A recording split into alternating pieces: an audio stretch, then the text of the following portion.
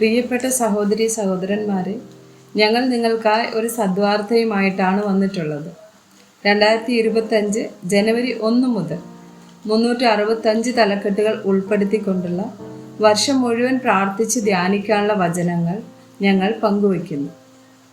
എല്ലാ ദിവസവും ഞങ്ങൾ ഒരു തലക്കെട്ടും അതുമായി ബന്ധപ്പെട്ട വചനങ്ങളും അയച്ചു തരുന്നതായിരിക്കും.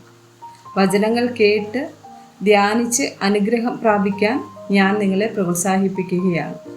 ദയവായി സബ്സ്ക്രൈബ് ചെയ്യുകയും നിങ്ങളുടെ കൂട്ടുകാരുമായി പങ്കുവയ്ക്കുകയും ചെയ്യുക. നന്ദി.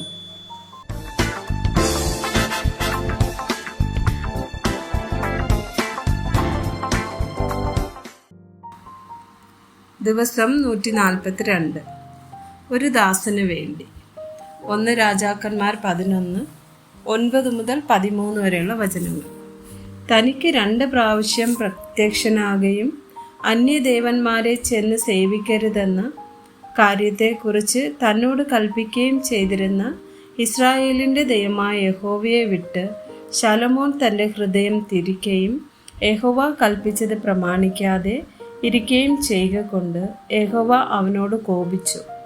യഹോവ ശലോമോനോട് അരുളി ചെയ്തത് എന്തെന്നാൽ, എൻ്റെ നിയമവും ഞാൻ നിന്നോട് കൽപ്പിച്ച കൽപ്പനകളും നീ പ്രമാണിച്ചില്ല എന്നുള്ള സംഗതി നിന്റെ പേരിൽ ഇരിക്കൊണ്ട് ഞാൻ രാജ്യത്വവും നിങ്കിൽ നിന്ന് നിശ്ചയമായി പറിച്ച് നിന്റെ ദാസന് കൊടുക്കും.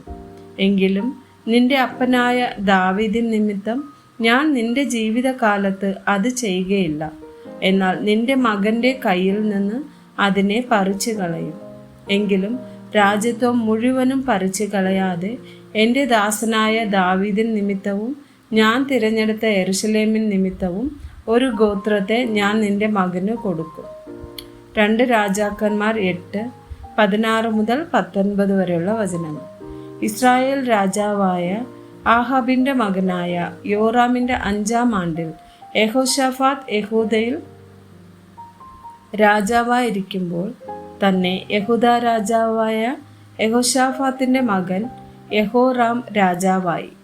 അവൻ വാഴ്ച തുടങ്ങിയപ്പോൾ അവന് 32 വയസ്സായിരുന്നു. അവൻ 8 സംവത്സരം യെരൂശലേമിൽ വാണു. ആഹാബിൻ്റെ മകൾ അവന് ഭാര്യയായിരുന്നത് കൊണ്ട് അവൻ ആഹാബിൻ്റെ ഗ്രഹം ചെയ്തതുപോലെ ഇസ്രായേൽ രാജാക്കന്മാരുടെ വഴിയിൽ നടന്ന് യഹോവയ്ക്ക് അനിഷ്ടമായുള്ളത് ചെയ്തു. എങ്കിലും യഹോവ തൻ്റെ ദാസനായ ദാവീദിനോടും അവനും അവൻ്റെ മക്കൾക്കും എന്നേക്കും ഒരു ദീപം നൽകും എന്ന് വാഗ്ദാനം ചെയ്തിരുന്നത് കൊണ്ട് അവൻ്റെ നിമിത്തം യഹൂദയെ നശിപ്പിപ്പാൻ തനിക്ക് മനസ്സായില്ല.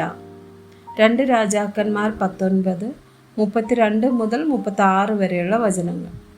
അതുകൊണ്ട് യഹോവ അശ്ശൂർ രാജാവിനെ കുറിച്ച് ഇപ്രകാരം അരുളി ചെയ്യുന്നു: അവൻ ഈ നഗരത്തിലേക്ക് വരികയില്ല, ഒരു അമ്പ് അവിടെ എയ്യുകയില്ല, അതിൻ്റെ നേരെ പരിചയോടുകൂടെ വരികയില്ല, അതിനെതിരെ വാട കോരുകയുമില്ല.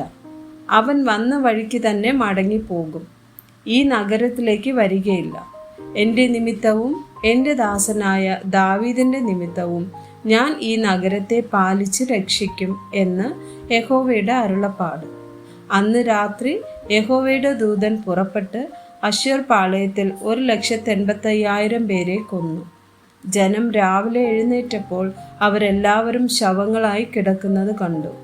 അങ്ങനെ അശ്ശൂർ രാജാവായ സൻഹേരീബ് യാത്ര പുറപ്പെട്ട് മടങ്ങിപ്പോയി നിനവയിൽ പാർത്തു.